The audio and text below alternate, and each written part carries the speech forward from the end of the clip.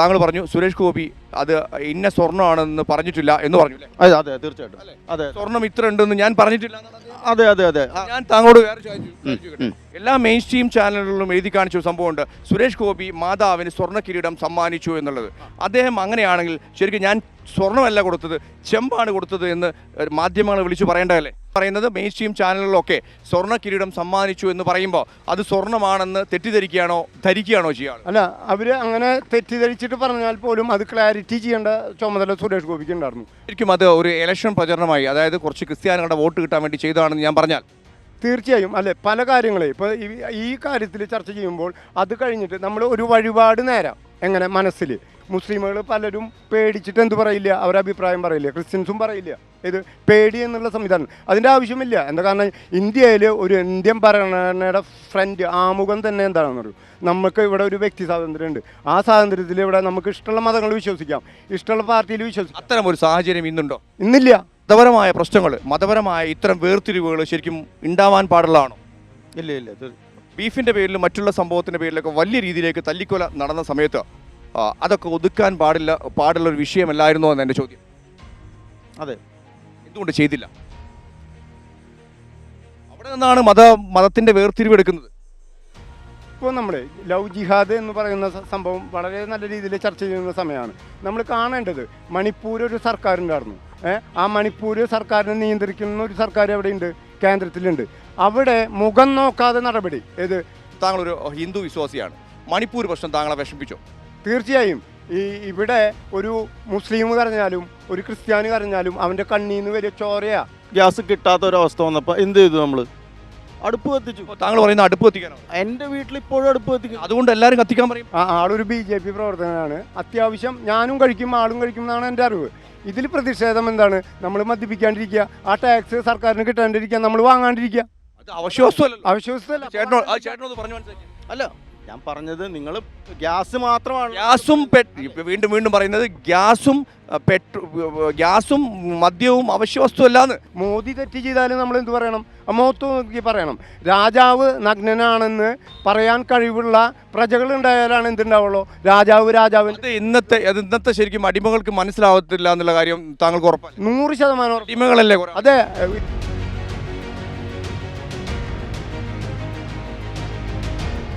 നമസ്കാരം.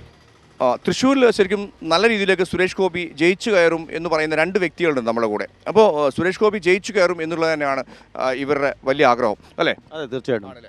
തൃശ്ശൂർ ഞാൻ 2-3 ചോദ്യങ്ങളാണ് ചോദിക്കാൻ വേണ്ടി പോകുന്നത്, രണ്ടുപേരും കേട്ടോ. വളരെ രസകരമായ ചർച്ചകൾ നമ്മൾ നടത്താം. തൃശ്ശൂരിൽ സുരേഷ് ഗോപി സ്വർണ്ണ കിരീടം കൊടുത്തു എന്നുള്ള സംഭവം ഉണ്ടായിരുന്നു, അല്ലേ? അപ്പോൾ ഈ സ്വർണ്ണ കിരീടം കൊടുത്തതിൽ ശരിക്കും എത്രത്തോളം വിശ്വാസികൾ ശരിക്കും തൃശ്ശൂർ സുരേഷ് ഗോപി കൂടെ ഉണ്ടാവുന്ന എൻ്റെ ചോദ്യം. അല്ല, അത് അയാളുടെ ഒരു ആഗ്രഹം മാതാവിന് അയാൾ കൊടുത്തു. അതിൽ എത്ര ഗ്രാം സ്വർണ്ണമുണ്ടെന്നോ എത്ര ഗ്രാം തങ്കം ഉണ്ടെന്നോ എത്ര ഗ്രാം ചെമ്പുണ്ടെന്നോ അയാൾ പറഞ്ഞിട്ടില്ല. അയാളുടെ ഒരു വിശ്വാസം അയാളത് മാതാവിന് കൊടുത്തു, അത്ര മാത്രമേ ഉള്ളൂ. അതിൽ ആരും ഇത്ര ഗ്രാം അല്ലെങ്കിൽ ക്രിസ്ത്യൻസുകൾ പോലും ചോദിച്ചിട്ടില്ല. ആരാണ് അതിൽ കൂടുതലും പ്രതികരിച്ചാണ്? LDF ആണ് അതിൽ പ്രതികരിച്ചാണ്. അല്ലാതെ ക്രിസ്ത്യൻസ് പോലും അല്ലെങ്കിൽ പള്ളിയിൽ നിന്ന് ആരോ ഒരാൾ പോലും അതിന് പ്രതികരിച്ചിട്ടില്ല. മറ്റുള്ള ഇത് ആൾ കൊടുത്തു പള്ളിക്ക് വേണ്ടിയിട്ട്, അത്ര മാത്രമേ ഉള്ളൂ. ഞാൻ ചോദിക്കുന്നത്, ഇത് രാഷ്ട്രീയപരമായിട്ട് കാണേണ്ട ആവശ്യമുണ്ടോ? ഇല്ല, തീർച്ചയായിട്ടും ഇല്ല. അപ്പോൾ അദ്ദേഹം ഇത് ഞാൻ പറയുന്നത് രാഷ്ട്രീയമായി കാണേണ്ട ആവശ്യമുണ്ടോ എന്നാണ് പറയുന്നത്. കാര്യം അതിന് വ്യക്തമായ മറുപടി ഉണ്ട്. അതായത് ഈ സ്വർണ്ണ കിരീടം വിവാദമായപ്പോൾ അദ്ദേഹം പറഞ്ഞു എൻ്റെ പ്രാപ്തിക്കനുസരിച്ച് കൊടുത്തു എന്ന് പറഞ്ഞു, അല്ലേ? അതെ. അപ്പോൾ ഈ പ്രാപ്തിക്കനുസരിച്ച് കൊടുത്തു, ഞാൻ ജയിച്ചാൽ 10 ലക്ഷം രൂപയുടെ ഇത് കൊടുക്കുമെന്ന് പറഞ്ഞു, അല്ലേ? അതെ. രാഷ്ട്രീയമായിട്ട് കണക്ക് കൂട്ടിക്കൂടെ?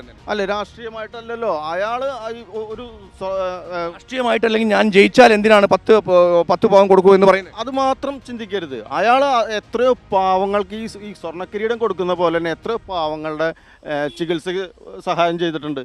അതെല്ലാം ഈ രാഷ്ട്രീയമായിട്ട് കണക്കാക്കാൻ പറ്റുമോ? ഇല്ലല്ലോ. അത് ചാരിറ്റി ആയിട്ട് കണക്കാക്കാൻ പറ്റുള്ളൂ അത്, അല്ലേ? അതെ, തീർച്ചയായിട്ടും.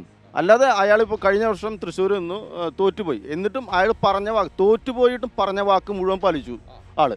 വേറെ ഏത് MP ആണുള്ളത്? അല്ല, ഞാൻ ചോദിക്കുന്നത് തൃശ്ശൂരിൽ പറഞ്ഞ വാക്ക് പാലിച്ചു എന്ന് പറയും. ചാരിറ്റി പ്രവർത്തനം എന്ന് പറഞ്ഞ സംഭവം ഉണ്ടല്ലോ, ചാരിറ്റി പ്രവർത്തനം എന്ന് പറഞ്ഞ സംഭവം, അത് ചാരിറ്റി മാത്രമാണ്, രാഷ്ട്രീയമല്ല. അത് ഞാൻ വളരെ ക്ലിയർ ആയിട്ട് പറയാം. ചാരിറ്റി, രാഷ്ട്രീയം. ഞാൻ പറയുന്നത് ഒരു മീൻസ് അയാൾ BJP-കാരുടെ മക്കൾക്ക് മാത്രമല്ലല്ലോ ചെയ്യുന്നത്. അയാൾ LDF, അതായത് കമ്മ്യൂണിസ്റ്റ് അവരുടെ മക്കൾക്ക് ചെയ്യുന്നുണ്ട്, കോൺഗ്രസ് അവരുടെ മക്കൾക്ക് ചെയ്യുന്നുണ്ട്. അയാൾ BJP-കാരനെ മാത്രം നോക്കിയിട്ടൊന്നുമല്ല. അദ്ദേഹം ശരിക്കും തൃശ്ശൂർ നിൽക്കുന്നത് ശരിക്കും രാഷ്ട്രീയപരമല്ല എന്നാണ് താങ്കൾ പറയുന്നത്. അതായത് അദ്ദേഹത്തിൻ്റെ ശരിക്കുള്ള നാട് കൊല്ലമാണ്. കൊല്ലത്തുകാർ അവിടെ അങ്ങനെ വലിയ ചാരിറ്റിയോ അല്ലെങ്കിൽ സർവീസോ ഒന്നും ചെയ്തില്ല എന്ന് പറയുന്നു. അല്ല, കൊല്ലം എല്ലാത്തും കേരളത്തിലെ എല്ലായിടത്തും എന്തെങ്കിലും അതേപോലെ തന്നെ ഫിനാൻഷ്യലി കുറച്ച് ബാക്ക് ചെയ്തിട്ടുള്ള അവർക്ക് എല്ലാ ഹെൽപ്പും ആൾ ചെയ്യുന്നത്. ചാരിറ്റി എന്ന് കണ്ടിട്ടൊന്നും അദ്ദേഹം ട്രസ്റ്റ് ഉണ്ട്, അദ്ദേഹത്തിന് ട്രസ്റ്റ് ഉണ്ട്. ഞാൻ പറയുന്നത് സുരേഷ് ഗോപി, താങ്കൾ പറഞ്ഞു സുരേഷ് ഗോപി അത് ഇന്ന സ്വർണ്ണമാണെന്ന് പറഞ്ഞിട്ടില്ല എന്ന് പറഞ്ഞു. അതെ അതെ, തീർച്ചയായിട്ടും. അതെ, സ്വർണം ഇത്ര ഉണ്ടെന്ന് ഞാൻ പറഞ്ഞിട്ടില്ല. അതെ അതെ അതെ. ഞാൻ താങ്കളോട് വേറെ ചോദിച്ചു. എല്ലാ മെയിൻ സ്ട്രീം ചാനലുകളിലും എഴുതി കാണിച്ച സംഭവമുണ്ട്, സുരേഷ് ഗോപി മാതാവിന് സ്വർണ്ണ കിരീടം സമ്മാനിച്ചു എന്നുള്ളത്. അദ്ദേഹം അങ്ങനെയാണെങ്കിൽ ശരിക്കും ഞാൻ സ്വർണ്ണമല്ല കൊടുത്തത്, ചെമ്പാണ് കൊടുത്തത് എന്ന് മാധ്യമങ്ങളെ വിളിച്ചു പറയേണ്ടതല്ലേ? അല്ല, അതിൽ അങ്ങനെ പറയേണ്ട കാര്യമില്ലല്ലോ. എന്താ പറയേണ്ട കാര്യമില്ല? അയാൾക്ക് ഇഷ്ടപ്പെട്ട മാതാവിന് ഒരു കിരീടം, അങ്ങനെയാണെങ്കിലും ഇത്ര ഗ്രാം സ്വർണ്ണമുണ്ട്, ഇത്ര ഗ്രാം ചെമ്പുണ്ട്, ഇത്ര ഗ്രാം തങ്കം ഉണ്ടെന്നൊന്നും ആരും പറഞ്ഞിട്ടില്ല. അദ്ദേഹം കൊടുത്തത് ചെമ്പാണെന്ന് പറഞ്ഞു കഴിഞ്ഞാൽ അദ്ദേഹത്തിന് എന്താ കുഴപ്പമുള്ളത്? ഞാൻ ചെമ്പ് കൊടുത്തു എന്ന് പറയുന്നത് എന്താ കുഴപ്പമുള്ളത്? അല്ല, അങ്ങനെ ഇപ്പോൾ ശബരിമലയിൽ എല്ലാവരും പറയുന്നു സ്വർണ്ണക്കൊടിമരം. അല്ലല്ലോ, അത് സ്വർണ്ണം പൂശിയ കൊടിമരം. സ്വർണ്ണം പൂശിയ കൊടിമരാണോ എന്നുള്ളത് നമുക്ക് ചേട്ടനോട് ചേട്ടാ, സ്വർണ്ണം പൂശിയ എങ്ങനെയാണ് ശബരിമലത്തെ പ്രശ്നം? അതെ, ഇതിൽ നമ്മൾ ഒരു പഴഞ്ചൊല്ലോടുകൂടി ഞാൻ ഇത് തുടങ്ങാം. മിന്നുന്നതെല്ലാം പൊന്നല്ല. അതുപോലെ മഞ്ഞ കളറുള്ള എല്ലാ സാധനം എന്താവണമെന്നില്ല, സ്വർണ്ണമാവണമെന്നില്ല. നമ്മൾ കൊടിമരം പണിയുമ്പോൾ നമ്മൾ ഈ സ്വർണം പോലും ചെമ്പ് കൂട്ടിയതാണ്. ഇത് 916 എന്ന് പറഞ്ഞാൽ 91.6% എന്ത് സ്വർണ്ണത്തിൽ തങ്കമുള്ളൂ, ബാക്കി ചെമ്പാണ്. അപ്പോൾ ഈ ചെമ്പ് പൂശിയിട്ട് എന്തുകൊണ്ടാണ് കൊടിമരം പണിയണമെന്ന് അതിന് ഒരുപാട് ശാസ്ത്രീയമായിട്ടുള്ള കാര്യങ്ങളുണ്ട്. അപ്പോൾ ആരും എന്ത് പറയുന്നില്ല, ചെമ്പ് കൊടിമരം എന്ന് പറയുന്നില്ല, സ്വർണം പൂശിയ കൊടിമരം എന്ന് പറയുന്നുള്ളൂ. അതുപോലെ തന്നെ സുരേഷ് ഗോപി ചെമ്പിൽ സ്വർണം പൂശിയിട്ടുള്ള ഒരു കിരീടം കൊടുത്തു, ആളെ ആസ്തിക്ക് പറ്റിയിട്ടുള്ളൊരു ഇത് കൊടുത്തു. ആളെ സ്വർണ്ണം എന്ന് പറഞ്ഞു കൊടുത്തിട്ടില്ല, ചെമ്പാന്ന് പറഞ്ഞു കൊടുത്തിട്ടില്ല, ഒരു കിരീടം കൊടുത്തു എന്ന് പറഞ്ഞോളൂ. ഇവിടെ പ്രശ്നം ആറ്റിറ്റ്യൂഡിൻ്റെ ആണ്. ഇത് കണ്ടിട്ടുള്ള ആളുകൾക്ക് എന്ത് തോന്നി, സ്വർണത്തിൻ്റെ കിരീടമാണ്. അല്ല, ആളുകൾക്ക് മാത്രമല്ല, മാധ്യമങ്ങൾ, മെയിൻ സ്ട്രീം മാധ്യമങ്ങൾ എഴുതി കാണിച്ചു മാതാവിന് സ്വർണ്ണ കിരീടം സമ്മാനിച്ചു എന്ന് പറഞ്ഞു. അതായത് ഞാൻ പറയുന്നത് മെയിൻ സ്ട്രീം ചാനലുകളിലൊക്കെ സ്വർണ്ണ കിരീടം സമ്മാനിച്ചു എന്ന് പറയുമ്പോൾ അത് സ്വർണ്ണമാണെന്ന് ധരിക്കുകയാണോ ചെയ്യാറ്? അല്ല, അവർ അങ്ങനെ തെറ്റിദ്ധരിച്ചിട്ട് പറഞ്ഞാൽ പോലും അത് ക്ലാരിറ്റി ചെയ്യേണ്ട ചുമതല സുരേഷ് ഗോപിക്ക് ഉണ്ടായിരുന്നു. ആൾ ഈ മാധ്യമങ്ങളുടെ അടുത്ത് പറഞ്ഞാൽ മതി, ഞാനത് സ്വർണ്ണ കിരീടമല്ല കൊടുത്തത്, സ്വർണം പൂശിയ ചെമ്പിൽ സ്വർണം പൂശിയ കിരീടം എന്ന് പറഞ്ഞാൽ പറയേണ്ടതല്ലേ? തീർച്ചയായിട്ടും അത് പറഞ്ഞാൽ വിവാദം. അതുകൊണ്ടാണ് ഞാൻ പറയുന്നത് ചെമ്പാണെന്ന് പറയാൻ എന്താ ബുദ്ധിമുട്ടുള്ളത്? അത് ഒരു ബുദ്ധിമുട്ടില്ല. അത് ആളെ സംബന്ധിച്ച് പറ്റിയിട്ടുള്ള ഒരു തെറ്റ് തന്നെയാണ്. ആളത് വിശദീകരിക്കേണ്ടത് കൊടുത്ത ആൾ ആരാണ്? സുരേഷ് ഗോപിയാണ്, അല്ലാണ്ട് മാധ്യമങ്ങളല്ല, വേറെ ആരുമല്ല. അത് വിശദീകരിക്കേണ്ട ചുമതല സുരേഷ് ഗോപിക്ക് ഉണ്ടായിരുന്നു. ശരിക്കും അത് ഒരു ഇലക്ഷൻ പ്രചരണമായി, അതായത് കുറച്ച് ക്രിസ്ത്യാനികളുടെ വോട്ട് കിട്ടാൻ വേണ്ടി ചെയ്തതാണെന്ന് ഞാൻ പറഞ്ഞാൽ തീർച്ചയായും അല്ലേ. പല കാര്യങ്ങളെ ഇപ്പോൾ ഈ കാര്യത്തിൽ ചർച്ച ചെയ്യുമ്പോൾ അത് കഴിഞ്ഞിട്ട് നമ്മൾ ഒരു വഴിപാട് നേരാം എങ്ങനെ മനസ്സിൽ. ഇത് സുരേഷ് ഗോപി ഇപ്പോൾ മാതാവിന് ചെയ്ത വഴിപാടാണെങ്കിൽ അത് ആദ്യം തങ്കത്തിൽ പൊതിഞ്ഞിട്ട് ചെയ്യുക, പിന്നെ അത് കഴിഞ്ഞിട്ട് ജയിച്ചാൽ എന്ത് ചെയ്യുക, 10 ലക്ഷത്തിൻ്റെ കിരീടം കൊടുക്കുക. അതൊന്നും ചെയ്യേണ്ട കാര്യമില്ല. നമ്മൾ വഴിപാട് മനസ്സിലാണ് ചെയ്യേണ്ടത്. എന്നിട്ട് നമ്മുടെ കാര്യം സാധിച്ചാൽ മാതാവിന് ചെയ്യാം. ഇപ്പോൾ ആളുടെ മകളുടെ കല്യാണം ഗുരുവായൂർ നടത്തി, അത് ആളുടെ ഒരു വഴിപാടാണ്. പിന്നെ ഇതിൽ സുരേഷ് ഗോപി കൊല്ലത്തുകാരനാണ്. സുരേഷ് ഗോപി സിനിമാ ഫീൽഡിൽ നല്ല രീതിയിൽ എല്ലാ കാര്യങ്ങളും ചെയ്തു നടന്നിട്ടുള്ള ഒരു വ്യക്തിയാണെന്ന് എല്ലാവർക്കും അറിയാം. പക്ഷേ ഓരോരുത്തർക്ക് ജീവിതത്തിൽ അനുഭവങ്ങളാണ് അവരുടെ ഗുരു. സുരേഷ് ഗോപിയുടെ ഒരു ആക്സിഡൻ്റാണ് സുരേഷ് ഗോപിയെ ഇന്ന് ഈ നിലയ്ക്ക് എത്തിയതാണ് എൻ്റെ അറിവ്. സുരേഷ് ഗോപിയുടെ വൈഫിന് കാലില്ല, ഒരു മകൾ നഷ്ടപ്പെട്ടു. അന്ന് തൊട്ടാണ് സുരേഷ് ഗോപി എന്ത് ചെയ്തത്, ചാരിറ്റി ചെയ്തത്. ഈ വർഗീയത എന്ന് പറയുന്ന ആളുകൾ എന്ത് കാണുന്നില്ല, സുരേഷ് ഗോപി മുസ്ലിം കുട്ടികൾക്കും എന്ത് ചെയ്തിട്ടുണ്ട്, ചാരിറ്റി ചെയ്തിട്ടുണ്ട്, ക്രിസ്ത്യൻസിന് ചെയ്തിട്ടുണ്ട്, ഹിന്ദുവിന് ചെയ്തിട്ടുണ്ട്. ഞാൻ അതൊന്നും പറയില്ല, അതായത് ഞാൻ ഇല്ല എന്ന് പറയില്ല. അതായത് നല്ല രീതിയിൽ തന്നെ അദ്ദേഹം ചെയ്യട്ടെ എന്നാണ് ഞാൻ പറയുന്നത്. എല്ലാവർക്കും സഹായം ചെയ്യണമെന്നാണല്ലോ നമ്മൾ ആഗ്രഹിക്കുക. അതായത് സുരേഷ് ഗോപി ഒരു സമയത്ത് നല്ല രീതിയിലേക്ക്, താങ്കൾക്കൊക്കെ അറിയണ്ടാവും, തൃശ്ശൂർക്കാരനാണല്ലോ നമ്മൾ, നല്ല രീതിയിലേക്ക് ജയിക്കുമെന്നുള്ളൊരു കാഴ്ചപ്പാടുള്ള സമയത്താണ് പുത്തംപള്ളി വിവാദം വന്നത്, അല്ലേ? ആണോ? പുത്തംപള്ളി വിവാദം ശരിക്കും അത് കഴിഞ്ഞ് ഒന്ന് കെട്ടടങ്ങുന്ന കണ്ടീഷനിൽ തന്നെ പാലയൂർ ചർച്ചിൻ്റെ വിഷയം വന്ന്, ഈ രണ്ട് വിഷയവും എങ്ങനെയാണ് ശരിക്കും ക്രിസ്ത്യൻ വോട്ടിനെ ബാധിക്കുക? ഇവിടെ ഒരു ബേസ് എന്ന് പറഞ്ഞാൽ നമ്മൾ ഇന്ത്യ എന്ന് പറയുന്നത് വലിയൊരു സത്യമാണ്. നമ്മളിവിടെ ക്രിസ്ത്യാനി ഉണ്ട്, ഹിന്ദു ഉണ്ട്, മുസ്ലിം ഉണ്ട്, പാഴ്സി ഉണ്ട്, ജൈനുണ്ട്. ഇത് വൈവിധ്യങ്ങളുടെ നാടാണ് ഇന്ത്യ. അപ്പോൾ നമ്മളെ പല അമ്പലങ്ങളും പല പള്ളികളും അത് രൂപമാറ്റം വന്നിട്ടുള്ളത് സത്യം തന്നെയാണ്. അത് നമ്മൾ ഇന്നത്തെ ഒരു സാഹചര്യത്തിൽ ചർച്ച ചെയ്യുന്നത് എന്തിനു വേണ്ടിയിട്ടാണ്? ഇവിടെ വർഗീയത പറഞ്ഞ് വോട്ട് പിടിക്കാൻ LDFും UDFും BJPയും. ഇത് ചർച്ച ചെയ്തത് BJPയോ LDFോ അല്ല, UDFോ LDFോ അല്ല. ഇത് ചർച്ച ചെയ്ത് അവരുടെ കൂട്ടത്തിൽ നിന്നുള്ള ആളുകൾ തന്നെയാണ്. അതിനൊരു കാരണം എന്ന് വെച്ചാൽ ഇത് അവരെ ഭയപ്പെടുത്തി, ഇവിടുത്തെ ക്രിസ്ത്യാനികളെ ആയാലും മറ്റ് മതന്യൂനപക്ഷങ്ങളെ ആയാലും ഭയപ്പെടുത്തി. എന്താ കാരണം വെച്ചാൽ ഇപ്പോൾ നമ്മൾ പല ബൈറ്റിലും കേട്ടിട്ടുള്ള ഒരു സംഗതിയാണ്, മുസ്ലിമുകൾ പലരും പേടിച്ചിട്ട് എന്ത് പറയില്ല, അവരുടെ അഭിപ്രായം പറയില്ല, ക്രിസ്ത്യൻസും പറയില്ല. ഇത് പേടി എന്നുള്ള സംവിധാനം അതിൻ്റെ ആവശ്യമില്ല. എന്താ കാരണം ഇന്ത്യയിൽ ഒരു ഇന്ത്യൻ ഭരണഘടനയുടെ ഫ്രണ്ട് ആമുഖം തന്നെ എന്താണെന്ന് പറയും, നമുക്ക് ഇവിടെ ഒരു വ്യക്തി സ്വാതന്ത്ര്യമുണ്ട്. ആ സ്വാതന്ത്ര്യത്തിൽ ഇവിടെ നമുക്ക് ഇഷ്ടമുള്ള മതങ്ങൾ വിശ്വസിക്കാം, ഇഷ്ടമുള്ള പാർട്ടിയിൽ വിശ്വസിക്കാം. അത്തരം ഒരു സാഹചര്യം ഇന്നുണ്ടോ? ഇന്നില്ല. അതുണ്ടാവണം. മതപരമായ പ്രശ്നങ്ങൾ, മതപരമായ ഇത്തരം വേർതിരിവുകൾ ശരിക്കും ഉണ്ടാവാൻ പാടുള്ളതാണോ? ഇല്ല 2014 മുതൽ 2024 വരെ ശരിക്കും മതപരമായ പ്രശ്നങ്ങൾ ഉണ്ടായിട്ടുണ്ടോ എന്ന് എൻ്റെ ചോദ്യം. ഇല്ല. എന്തുകൊണ്ടാണ് ഇല്ല എന്ന് ആദ്യം പറഞ്ഞു? അതായത് മതപരമായ വേർതിരിവ് ശരിക്കും പാടുള്ളതാണോ ഇന്നുണ്ടോ എന്ന് എൻ്റെ ചോദ്യം. അങ്ങനെ എനിക്ക് തോന്നിയിട്ടില്ല. ഇല്ല. ഈ മുസ്ലിം സമുദായത്തെ, ക്രിസ്ത്യൻ സമുദായത്തൊക്കെ ഇത്രയേറെ ചർച്ച ചെയ്യുന്ന വിഷയം എന്തുകൊണ്ടാണ് പിന്നെ ഉണ്ടാവുന്നത്? അല്ല, എനിക്ക് അങ്ങനെ തോന്നിയിട്ടില്ല. അങ്ങനെ ഒരു വേർതിരിവ് എനിക്ക് തോന്നിയിട്ടില്ല ഇവിടെ. ഇപ്പോൾ പേര് ചോദിച്ചിട്ടാണ് എല്ലാവരും പരിചയപ്പെടുന്നത്. അങ്ങനെ എനിക്ക് തോന്നിയിട്ടില്ല. എനിക്കൊന്ന് കാണിച്ചു തരാൻ പറ്റുമോ അങ്ങനെ പേര് ചോദിച്ചിട്ട്? ഇല്ല, എനിക്ക് തോന്നിയിട്ടില്ല. താങ്കൾ ശരിക്കും എന്താണ് പറയുക, എല്ലാ മതങ്ങളെയും ഒരുമിച്ച് കൊണ്ടുപോകണം, എല്ലാ മതങ്ങളെയും സ്നേഹിച്ചു കൊണ്ടുപോകണം എന്നുള്ള രീതിയിലേക്കാണ് താങ്കൾ പോകുന്നത് അല്ലേ? അതെ, തീർച്ചയായിട്ടും. ബീഫിൻ്റെ പേരിലും മറ്റുള്ള സംഭവത്തിൻ്റെ പേരിലൊക്കെ വലിയ രീതിയിലേക്ക് തല്ലിക്കൊല നടന്ന സമയത്ത് അതൊക്കെ ഒതുക്കാൻ പാടുള്ളൊരു വിഷയമല്ലായിരുന്നോ എന്ന് എൻ്റെ ചോദ്യം. അതെ. എന്തുകൊണ്ട് ചെയ്തില്ല? അവിടെ നിന്നാണ് മതത്തിൻ്റെ വേർതിരിവ് എടുക്കുന്നത്. ഒരു പള്ളിയിലെ വികാരി അച്ഛൻ, ഒരു പള്ളിയിലെ അച്ഛൻ ആ സഭയോട് പറയാണ്, മക്കളെ ഒന്ന് അടങ്ങി നിൽക്കണ എന്ന് പറഞ്ഞാൽ കേൾക്കാവുന്ന വിഷയം മാത്രമേ ഉള്ളൂ. നമ്മുടെ പ്രധാനമന്ത്രി ശരിക്കും ഇത്തരം കൊലപാതകങ്ങളും മറ്റുള്ള സംഭവങ്ങളൊക്കെ ബീഫിൻ്റെ പേരിലൊക്കെ അടിച്ചുകൊല, അതായത് താങ്കൾ പറഞ്ഞ പോലെ ഭക്ഷണത്തിന് ഇവിടെ എന്താണ് കഴിക്കാനുള്ള അധികാരം എല്ലാവർക്കും ഉണ്ട്, വസ്ത്രം ധരിക്കാനുള്ള, അത് ആരുടെയും മതത്തിൻ്റെ പേരിലുണ്ടാവരുത്. പക്ഷേ ഇത്തരം രീതിയിലേക്ക് ഒരു സംഭവങ്ങൾ ശരിക്കും നരേന്ദ്രമോദി സർക്കാരിൽ നിന്ന് തെറ്റുപറ്റിപ്പോയെന്ന് ചോദിക്കുന്നത്. അടിച്ചമർത്തേണ്ട വിഷയങ്ങൾ അടിച്ചമർത്താതിരിക്കുമ്പോഴാണ് മണിപ്പൂർ പോലുള്ള പ്രശ്നങ്ങൾ വന്നത്. എന്തും ചെയ്യാമെന്ന് തോന്നിക്കുന്ന രീതിയിലേക്ക് ഭരണകൂടം പെരുമാറുമ്പോൾ. ഓക്കെ, ഇപ്പോൾ നമ്മൾ ലവ് ജിഹാദ് എന്ന് പറയുന്ന സംഭവം വളരെ നല്ല രീതിയിൽ ചർച്ച ചെയ്യുന്ന സമയമാണ്. നമ്മൾ കാണേണ്ടത് മണിപ്പൂർ ഒരു സർക്കാരുണ്ടായിരുന്നു. ആ മണിപ്പൂർ സർക്കാരിനെ നിയന്ത്രിക്കുന്ന ഒരു സർക്കാർ എവിടെയുണ്ട്? കേന്ദ്രത്തിലുണ്ട്.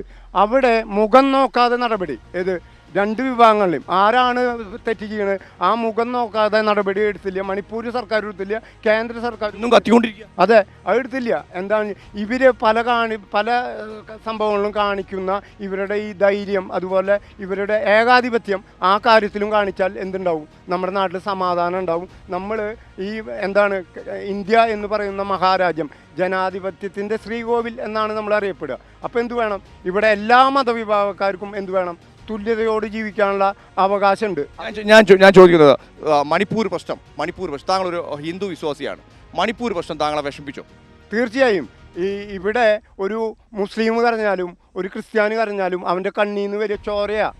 കണ്ണീരിൻ്റെ രൂപമാറ്റം വന്ന ചോരയാണ് അത്. എല്ലാവരുടെ രക്തം, ഹിന്ദുവിൻ്റെ ആയാലും ഇസ്ലാമിൻ്റെ ആയാലും എല്ലാവരുടെ രക്തം എന്താണ്? ചുവപ്പാണ് അതിൻ്റെ കളറ്. അതിലൊരു മാറ്റമില്ല. അപ്പം ഞാൻ വിശ്വസിക്കുന്നത് ഇന്ത്യക്ക് മഹത്തായ സംസ്കാരമാണ് നമ്മളെ. നമ്മളെ ആദ്യത്തെ വാചകം തന്നെ ലോക സമസ്തോ സുഖിനോ ഭവന്തു എന്നാണ്. അതിൻ്റെ ഒരുപാട് അർത്ഥങ്ങളുണ്ട്. അപ്പം ഞാൻ ആഗ്രഹിക്കുന്നത് ഇവിടുത്തെ മുസ്ലിമുകളെ നമ്മൾ എന്താണ് പറയുക? സഹോദരങ്ങളാന്ന് അല്ലേ പറയാം നമ്മൾ. ഞാൻ പറയുന്നത് ഇവിടെ എല്ലാവരും എല്ലാ മതസ്ഥരും ഒരുപോലെയാണ്. നമ്മളെപ്പോഴും സാഹോദര്യത്തോടെ പോകണം. ഇപ്പോൾ ഞാൻ ചെറിയൊരു എക്സാമ്പിൾ പറയാം. ഈ മതം നോക്കി അപ്പം ഞാനൊരു സ്ഥലത്ത് വീണ് കിടക്കാമെന്ന് വെച്ചോളൂ, എന്നെ മതം നോക്കി കൊണ്ടുപോകുന്നൊരവസ്ഥയാണ്. ചില സമയത്ത് അന്യമതസ്ഥരാണെങ്കിൽ എന്നെ കൊണ്ടുപോകാനോ ഞാൻ ജീവിക്കാനോ സാധ്യതയില്ല. അവിടെ നിന്ന് എന്നെ വഴിയിൽ നിന്ന് എന്നെ കൊല്ലപ്പെട്ടിരിക്കും. അത്തരം രീതിയിലേക്ക് പോകുന്നതാണോ നല്ലത്? ഒരിക്കലുമില്ല. അതിനുദാഹരണം ഈ കഴിഞ്ഞ നമ്മളെ 2 പ്രളയം ഉണ്ടായി. ആ പ്രളയം ഉണ്ടായപ്പോൾ നമ്മളെ കേരളത്തിൻ്റെ നന്മ ലോകത്തിനോട് വിളിച്ചു പറഞ്ഞ അതെങ്ങനെ? വാക്കുകൾ കൊണ്ടല്ല, പ്രവൃത്തിയിലൂടെ. നമ്മളുടെ ഈ നാട്ടിൽ ഇവിടെയുള്ള അമ്പലങ്ങളിലാണ് മുസ്ലിമുകൾ എന്ത് ചെയ്തിട്ടുള്ളത്? ഓണത്തിൻ്റെ സമയത്താണ് ഇവിടെ പ്രളയം വന്നത്. അപ്പോൾ ആ സമയത്ത് തന്നെയാണ് അവരെ പെരുന്നാളും.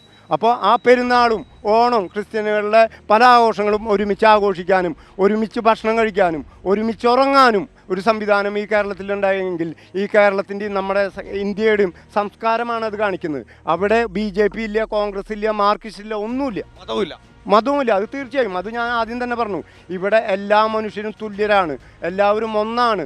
അതാണ് നമ്മുടെ സംസ്കാരം. ഞാൻ ചോദിക്കുന്നത് നിങ്ങളോട്, നിങ്ങളോട് ഞാൻ ചോദിക്കുന്നത്, ഉത്തർപ്രദേശ് പോലെ ആവണം കേരളം എന്ന് പല ആളുകളും പറയുന്നുണ്ട്, BJP ആളുകൾ പറയുന്നുണ്ട്. അപ്പോൾ ഉത്തർപ്രദേശ് പോലെ ആവണം കേരളം എന്നാണ് പല ആളുകളും പറയുന്നത്. ഉത്തർപ്രദേശ് നല്ല വികസനമാണ്, മറ്റുള്ളതാണ് സംഭവമാണ്. എന്താണ് താങ്കൾക്ക് അതിനെക്കുറിച്ചുള്ള? അല്ല, അതിൽ രണ്ട് അഭിപ്രായമുണ്ട്. എന്താ വെച്ചാൽ യോഗി ആദിത്യനാഥ് എന്നുള്ള ഒരു മുഖ്യമന്ത്രിയാണ് UP ഭരിക്കുന്നത്. ആള് എന്ത് ചെയ്തു? ആള് യോഗി എന്നുള്ള പേര് വന്നത് എന്താ കാരണം എന്ന് പറയും. ആള് അമ്മയ്ക്ക് ഭിക്ഷ കൊടുത്തിട്ടാണ് എന്ത് ചെയ്തത്? അമ്മയുടെ അടുത്ത് പറയാം, സ്ത്രീ, ഇനി നിങ്ങളായിട്ട് ഞാനൊരു ബന്ധവുമില്ല, ഞാൻ എൻ്റെ നാടിനെ സേവിക്കാൻ ഇറങ്ങി എന്ന് പറഞ്ഞിട്ട് ആള് വികസനത്തെ കണ്ടില്ല എന്ന് നടിക്കാൻ പറ്റില്ല. അയോധ്യയിൽ എന്തുണ്ട്? 10 ലക്ഷം രൂപയ്ക്ക് 5 സ്റ്റാർ ഫെസിലിറ്റിയുള്ള വീടുകളുണ്ട്. അത് ആളുടെ ബുദ്ധിയാണ്. അപ്പോൾ നല്ല വശങ്ങളും ഉണ്ട്, ചീത്ത വശങ്ങളും ഉണ്ട്. എന്ത് 5 സ്റ്റാർ ലെവലിൽ അയോധ്യയിൽ കുറേ ആളുകളെ ഇറക്കിപ്പിച്ച് അവിടെ ഒരുപാട് ആളുകൾ പഴയ ആളുകളൊക്കെ അവിടെ നിന്ന് ഇറക്കിപ്പിച്ചിട്ടുണ്ട്. വെറും 10,000 രൂപ 1 ലക്ഷം രൂപയ്ക്കാണ് വലിയ 10 സെൻറ്റ് സ്ഥലത്തിന് വരെ കൊടുത്തുള്ളത്. ഇറങ്ങണം എന്നാണ് പറഞ്ഞത്. അവിടെ ടൂറിസ്റ്റ് കേന്ദ്രമായി മാറി. അല്ല, അതും സമ്മതിക്കണോ? എന്നാൽ അവിടെയുള്ള ഇപ്പോൾ ഞാൻ ഇവൻറ്റ് മാനേജ്മെൻറ്റ് ചെയ്യണതാണ്. ഞാൻ കരിക്ക് കച്ചവടം ചെയ്ത വ്യക്തിയാണ്. എൻ്റെ പല സുഹൃത്തുക്കളും കരിമ്പിൻ ജ്യൂസ് കച്ചവടം UP-കാരാണ് കേരളത്തിൽ മുഴുവൻ. പിന്നെ വേറെ വിഷയം കൂടെ പറയാണ്ട്, ഈ ഉത്തർപ്രദേശിലൊക്കെ പോയി കഴിഞ്ഞാൽ ഇപ്പോഴും റിക്ഷ കാണാം, സൈക്കിൾ റിക്ഷ കാണാം. നമ്മുടെ നാട്ടിലൊന്നും അത്തരം ലെവലിലേക്ക് പോയിട്ട് പോലുമില്ല. 1980-ലാണ് അവിടെ ഇപ്പോഴും പോയിക്കൊണ്ടിരിക്കുന്നത്. ഇവിടെ കാളവണ്ടികളുണ്ടായിരുന്നു. അല്ല, അതൊക്കെ സത്യമാണ്. പക്ഷേ ഒരു കാര്യം അറിയാതെ പോരുത്. അവിടെയുള്ള മുസ്ലിം സഹോദരങ്ങൾ പോലും എന്ത് പറയുന്നു? അവരുടെ ഭാര്യമാർക്ക്, അവരുടെ മക്കൾക്ക് അവിടെ കെടുന്നു പൊറുക്കാനുള്ളൊരു ഇതുണ്ടായത് ഈ മന്ത്രിസഭ വന്നിട്ടാണെന്ന് പറയും. നിങ്ങൾ പറയുന്ന പോലെ ഒരുപാട് തെറ്റുകളുണ്ടാവും, പക്ഷേ അതിലും നന്മയുണ്ട്. നമ്മളൊരു മനുഷ്യൻ്റെ ആരായാലും, അത് പിണറായി ആയാലും മോദി ആയാലും, അവരുടെ നല്ല വശങ്ങൾ എടുക്കുക. തീർച്ചയായും. അപ്പോൾ നമുക്ക് ഗ്യാസിൻ്റെ വിലയെ കുറിച്ച് കൂടെ ചർച്ച ചെയ്യേണ്ടതുണ്ട്. ഗ്യാസിൻ്റെ വില വല്ലാതെ രീതിയിലേക്ക് കൂടുതലാണെന്ന് പറഞ്ഞപ്പോൾ താങ്കൾ പറഞ്ഞ അടുപ്പ് കത്തിക്കാൻ വേണ്ടി പറഞ്ഞു. എന്തുകൊണ്ടാണ് അങ്ങനെ പറയുന്നത്? അല്ല, ഞാൻ പറഞ്ഞതെന്ന് വെച്ചാൽ ഇപ്പോൾ നമുക്ക് മഹാമാരി വന്നു, പ്രളയം വന്നു, കോവിഡ് വന്നു, ഗ്യാസ് കിട്ടാത്ത ഒരവസ്ഥ വന്നപ്പോൾ എന്ത് ചെയ്തു? നമ്മൾ അടുപ്പ് കത്തിച്ചു. താങ്കൾ പറയുന്ന അടുപ്പ് കത്തിക്കാനോ? എൻ്റെ വീട്ടിൽ ഇപ്പോഴും അടുപ്പ് കത്തിക്കും. അതുകൊണ്ട് എല്ലാവരും കത്തിക്കാൻ പറയും? അല്ല അങ്ങനെയല്ല. അല്ല, ഇപ്പോൾ കോവിഡ് വന്നു, പ്രളയം വന്നു, അതൊക്കെ വിഷയം. ഞാൻ ചോദിക്കുന്നത് താങ്കൾ 1980-ലേക്ക് പോകാനുള്ള തയ്യാറെടുപ്പിലാണ്? അല്ല തീർച്ചയായും. എന്തുകൊണ്ടാണ് അടുപ്പ് കത്തിക്കാൻ വേണ്ടി പറഞ്ഞത്? അല്ല, ഞാൻ പറഞ്ഞത് അപ്പം ഇപ്പോഴും അടുപ്പ് കത്തിക്കുന്ന വീടുകളുണ്ട്. ഉണ്ടാവട്ടെ. ഞാൻ പറയുന്നത് ഗ്യാസിന് വില കൂടുതൽ എന്ന് പറയുമ്പോൾ അടുപ്പ് കത്തിക്കുക എന്ന് പറയാൻ പാടില്ല. അല്ല, അങ്ങനെയല്ല ഞാൻ ഉദ്ദേശിച്ചത് പ്രളയം വന്നപ്പോഴും അതേപോലെ തന്നെ കോവിഡ് വന്നപ്പോഴും നമ്മൾ തിരിച്ച് 1980-ലേക്ക് പോയി. അതൊക്കെ ആളുകൾ പിടിച്ചു സിറ്റുവേഷൻ. ആ സിറ്റുവേഷനിലേക്ക് എപ്പോഴും പോകണമെന്നാണ്? അല്ല, എപ്പോഴും പോകണമെന്നല്ല ഞാൻ പറയുന്നത്. ഞാൻ പറഞ്ഞത് ഇത്ര മാത്രമേ ഉള്ളൂ. അതായത് അടുപ്പ് കത്തിക്കുന്ന വീടുകൾ ഇപ്പോഴും ഉണ്ട്, അത്ര മാത്രമേ ഞാൻ പറഞ്ഞത്. അതുകൊണ്ട് അടുപ്പ് വേണേ കത്തിക്കാം. അതെ, വേണേ കത്തിക്കാം. നിർബന്ധിക്കണ്ട. കാളവണ്ടിയിലേക്ക് പോകാൻ വേണേ അങ്ങനെ പറയുന്നില്ല. അങ്ങനെ വേണേ പോവാം. ഇല്ല, കേരളം ആൾക്ക് മാറിയില്ലേ ഒരുപാട്. അപ്പോൾ താങ്കൾ വേറെ കാര്യം കൂടെ പറഞ്ഞായി, മദ്യത്തിൻ്റെ വില. ഞാൻ പറയുന്നത് ഗ്യാസ് ഇപ്പോൾ 900 രൂപ ഗ്യാസ്, അതായത് 14.5 കിലോഗ്രാം ആണ് ഗ്യാസിലെ വെയിറ്റ് വരുന്നത്. 900 രൂപയാണ് ഗ്യാസിന് വില വരുന്നത്. ഒരു 50 രൂപ അതിന് വില കൂടിക്കഴിഞ്ഞാലും അത് ഏകദേശം ഒരു 40 ദിവസമെങ്കിലും ഒരു ഫാമിലിക്ക് യൂസ് ചെയ്യാൻ പറ്റും, അല്ലേ? ഇപ്പോൾ ഒരു 900 രൂപയുടെ ഒരു മദ്യം 750 മില്ലി-ലിറ്ററാണ് അതിൽ കിട്ടുന്നത് നമുക്ക്. അത് 300 രൂപ കൂടിയാലും മാക്സിമം 1 മണിക്കൂർ കൊണ്ട് 3-4 ആൾക്കാരോ ആ ഒരു മദ്യക്കുപ്പി കഴിച്ചു തീർക്കും. ആ മദ്യക്കുപ്പി ഞാൻ പറയുന്നത് അതിൽ ഒരു 300 രൂപ വില വ്യത്യാസം വന്നു, ഗ്യാസിൽ 50 രൂപ വില വ്യത്യാസം വന്നു. അതിന് ആർക്കും ഒന്നും പറയാൻ. ഞാൻ പറയുന്നത് ഗ്യാസിൻ്റെ വിലയും പെട്രോളിൻ്റെ വിലയും അതുപോലെ തന്നെ മദ്യത്തിന്റെ വിലയും കൂട്ടിക്കുറയ്ക്കരുത്. അല്ല, ഞാൻ പറഞ്ഞ കേരള സംസ്ഥാനം കൂട്ടിക്കുറയ്ക്കരുത്, നിലനിൽക്കുന്ന അതൊക്കെ എന്തൊക്കെ ആവട്ടെ, മദ്യം നിർത്തട്ടെ എന്ന് നമുക്ക് പറയാൻ പറ്റില്ല. മദ്യം ആവശ്യമുള്ളവർ കഴിക്കട്ടെ, ആവശ്യ സാധനമല്ല. അതെ, അല്ല, ഞാൻ പറഞ്ഞ അതാണ്. ഞാൻ പറഞ്ഞ മദ്യത്തിന് 300 രൂപ കൂട്ടി, അത് 300 അല്ല, ഗ്യാസിന് 50 രൂപ കൂട്ടിക്കഴിഞ്ഞാൽ പ്രശ്നമായി. മദ്യവും ഗ്യാസും തമ്മിൽ കൂട്ടി യോജിപ്പിക്കരുതെന്ന് ഞാൻ പിന്നെ മദ്യം കേരള സംസ്ഥാനം നിലനിൽക്കുന്ന എന്തോ ആവട്ടെ. ഞാൻ പറയുന്നത് മദ്യത്തിന് 300 അല്ല 600 കൂടട്ടെ എന്ന് ഞാൻ പറയുന്നത്. അത് നിർത്തലാക്കണം. അല്ല, നിങ്ങളെന്താ അങ്ങനെ പറയുന്നത്? അങ്ങനെ തന്നെ അല്ലല്ലോ, അവശ്യ വസ്തുവല്ല. അല്ല, അവശ്യ വസ്തുവല്ല. അങ്ങനെയാണെങ്കിൽ ഗ്യാസ് വില കൂട്ടുന്നത് ഗ്യാസിന് മാത്രം നിങ്ങൾ പറയരുത്. അല്ല, വില കൂട്ടുന്നത് ഗ്യാസും ഞാൻ പറയുന്നത് ഗ്യാസും 2014 നിങ്ങൾ പറഞ്ഞല്ലോ, 2014 ഉപ്പിന് ഒരു പാക്കറ്റിന് 50 പൈസയായിരുന്നു. ഇന്ന് 20 രൂപയാണ്, അല്ലേ? 50 പൈസ 2014 ഒരു വർഷം 50 പൈസ അല്ല, 10 രൂപ. കല്ലുപ്പ് എന്ന് പറയും, കല്ലുപ്പൊക്കെ ഉപയോഗിക്കാൻ തുടങ്ങി, സൂക്ഷ്യമായിട്ട് പല സമയം. ഞാൻ 2014 10 രൂപ 12 രൂപ സമ്മതിച്ചോ? ഒരു 10 രൂപ കൂട്ടിക്കോ. ഇന്നിപ്പോൾ 2024 10 രൂപയോടെ കൂടി, ഇല്ലേ? നിങ്ങൾക്കൊന്നും അത് പറയാനുണ്ട്. ആരാണ് വില കൂട്ടുന്നത്? അത് അവശ്യ വസ്തു അല്ലേ? ആരാ വില കൂട്ടുന്നത്? അല്ല, പിന്നെന്താ ഗ്യാസിന് മാത്രം നിങ്ങൾ പറയുന്നത്? ഞാൻ പറയുന്നത് ഉപ്പ് മുതൽ കർപ്പൂരം വരെ ചർച്ച ചെയ്യും. മദ്യത്തിന് ചർച്ച ചെയ്യരുത്. മദ്യത്തിന് ചർച്ച ചെയ്യേണ്ട വിഷയമല്ല, മദ്യം അവശ്യ സാധനമല്ല എന്ന് ഞാൻ പറയുന്നത്. സാമാന്യ ആ ലെവലിലേക്ക് എന്നാ മദ്യം നിർത്തട്ടെ. മദ്യം നിർത്തട്ടെ എന്ന് ഞാൻ പറയുന്നില്ല. ഞാൻ പറയുന്നത് മദ്യം അവരുടേതായ ലെവലിൽ പോട്ടെ. പറഞ്ഞോളൂ. ഈ ഒരു കാര്യത്തിൽ ഇപ്പോൾ ആളൊരു BJP പ്രവർത്തകനാണ്, അത്യാവശ്യം ഞാനും കഴിക്കും ആളും കഴിക്കും എന്നാണ് എൻ്റെ അറിവ്. ഇതിൽ പ്രതിഷേധം എന്താണ്? നമ്മൾ മദ്യപിക്കാണ്ടിരിക്കുക, ആ ടാക്സ് സർക്കാരിന് കിട്ടാണ്ടിരിക്കുക, നമ്മൾ വാങ്ങാണ്ടിരിക്കുക. അവശ്യവസ്തുവല്ല. അവശ്യവസ്തുവല്ല. ചേട്ടനോട് പറഞ്ഞു മനസ്സിലാക്കി. അല്ല, ഞാൻ പറഞ്ഞത് നിങ്ങൾ ഗ്യാസ് മാത്രമാണ്. ഗ്യാസും വീണ്ടും പറയുന്നത് ഗ്യാസും മദ്യവും അവശ്യവസ്തുവല്ലാന്ന്. മദ്യവും ഗ്യാസും ഒരു കാരണവശാലും കൂട്ടിക്കൊടുക്കരുത്. മദ്യം വേറെ അവശ്യ അല്ലാത്ത വിഷയമാണത്. അല്ല, ഞാൻ സുഹൃത്ത് മദ്യത്തിന് ഗ്യാസിന് മാത്രം വില കൂടിയതിന്റെ കാര്യം പറഞ്ഞപ്പോൾ ഞാൻ മദ്യത്തിന് വില കൂടിയത് ഇതുമായി കൂട്ടി യോജിപ്പിക്കരുത്. മദ്യം അവശ്യ വസ്തുവല്ലാന്ന്. ആവശ്യം കുടിച്ചാൽ മതി. ശരിയല്ലേ? അതെ, തീർച്ചയായിട്ടും. ഇതിലൊരു കാര്യം പറയണത്, അടുക്കള എന്ന് പറയുന്ന സംഗതിയാണ് നമ്മുടെ കുടുംബത്തിന്റെ ഒരു എന്താ പറയാ, നമ്മുടെ വീടിന്റെ രൂപാന്തരം പെടുന്നത് അടുക്കളയിലാണ്. പെണ്ണുങ്ങളാണ് ഏറ്റവും കൂടുതൽ. അതെ, അപ്പോൾ അവർക്ക് ഗ്യാസിന്റെ വില കുറച്ച് കൊടുത്താൽ അത് അവർക്ക് ഒരുപാട് മനസ്സമാധാനം കിട്ടും. അതുപോലെ എന്താ കാരണം വെച്ചാൽ, അല്ലെങ്കിൽ എന്തുണ്ടാവണം, ഒരു സാധാരണക്കാരൻ്റെ വീട്ടിൽ ഒരു 1000 രൂപയ്ക്ക് ഗ്യാസ് എടുക്കുക എന്ന് പറഞ്ഞാൽ അവർക്ക് അതൊരു ബുദ്ധിമുട്ടുള്ള കാര്യം തന്നെയാണ്. പെൻഷൻ കിട്ടുന്ന 1500 രൂപ മാത്രം പെൻഷൻ കിട്ടുന്ന അമ്മമാരുണ്ട്, ഒരുപാടുണ്ട്. അപ്പോൾ അവർക്ക് എന്ത് വേണം? അവർക്കൊരു സമാധാനം കൊടുക്കാൻ ഈ പറഞ്ഞ പോലെ കിട്ടുന്നുണ്ടോ? പെൻഷൻ കിട്ടുന്ന ആളുകളുണ്ടെന്ന് ഞാൻ പറഞ്ഞു. അത് കിട്ടുന്നില്ല, 7 മാസമായിട്ട് കിട്ടുന്നില്ല. പക്ഷെ അത് കൊടുത്തു തുടങ്ങുന്നുണ്ട്, കുറച്ച് കൊടുക്കുന്നുണ്ട്. ആ കൊടുത്തു തുടങ്ങുന്നുണ്ടെന്നുള്ള എൻ്റെ ഒരു കാഴ്ച. ഇലക്ഷന് മുന്നായിരിക്കാൻ ചിലപ്പോൾ ആവട്ടെ. അങ്ങനെയാണെങ്കിൽ 29 രൂപയുടെ അരി ശരിക്കും തൃശ്ശൂർ കൊടുത്തില്ലേ? അതും ഇലക്ഷൻ ഇല്ലാതെ എല്ലാം ഇലക്ഷൻ്റെ ഭാഗമായിട്ട് തന്നെയാണ്. ഇപ്പം ഇന്നലെ മലമ്പുഴയിൽ തടഞ്ഞു. ഇതൊക്കെയും വോട്ട് തന്നെയാണ് എല്ലാവരും വിഷയം. ഈ വോട്ട് കഴിഞ്ഞാൽ ജനങ്ങളെ മറക്കുക. അതിൽ ഒരു രാഷ്ട്രീയ പാർട്ടിക്കും എന്തില്ല, വ്യത്യാസമില്ല. താങ്കളെ എനിക്ക് വല്ലാത്ത രീതിയിലേക്ക് ഇഷ്ടപ്പെടുന്നു. കാര്യം എന്താ വെച്ചാൽ, കണ്ടത് താങ്കൾ BJPക്ക് സപ്പോർട്ട് ചെയ്യുമെങ്കിൽ പോലും BJPയെ നല്ല രീതിയിലേക്ക് ഉയർത്തി കാണിക്കേണ്ട വിഷയങ്ങൾ ഉയർത്തി കാണിക്കുന്നുണ്ട്. അല്ല, തീർച്ചയായിട്ടും ഞാൻ BJPനെ സപ്പോർട്ട് ചെയ്യാന്ന് പറയില്ല. എന്താ വെച്ചാൽ, മോദി നമ്മുടെ പ്രധാനമന്ത്രിയാന്നുള്ള കാര്യത്തിൽ ഒരു സംശയം വേണ്ട. അപ്പൊ നമ്മൾ സംശയം അല്ല, സംശയമുണ്ട്. ഇവിടുത്തെ നല്ല രീതിയിലേക്ക് ഭരിക്കാഞ്ഞിട്ടാണ്. അതെ, ഇവിടെ കോൺഗ്രസ്സുകാരനും മാർക്സിസ്റ്റുകാരനും അത് എന്താണ്, അത് BJPക്കാർക്ക് മാത്രമായിട്ട് വിട്ടുകൊടുത്തേക്ക അല്ല. മോദി തെറ്റ് ചെയ്താലും നമ്മൾ എന്ത് പറയണം? മോത്ത് നോക്കി പറയണം.